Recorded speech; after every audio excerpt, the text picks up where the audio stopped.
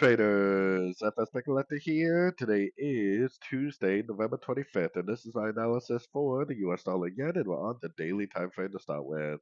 So we are definitely finding a little bit of resistance at this 90%, and if this really is a way B on the weekly, then it definitely could be a top right here.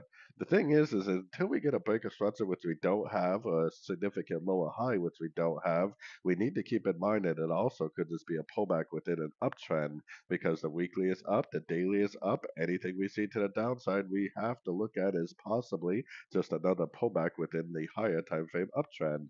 So going down to the 1 hour time frame, and we had this first impulsive move down. Yesterday, I had my fib from here to here, and I told you to look for a short. So hopefully, some people are short right now.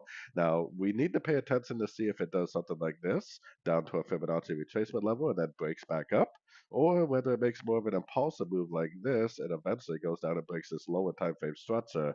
If it does make an impulsive move down and breaks this lower time frame structure, or the structure down here, which is actually a higher time frame structure, then we'll actually know that this over here is a top on the weekly time frame.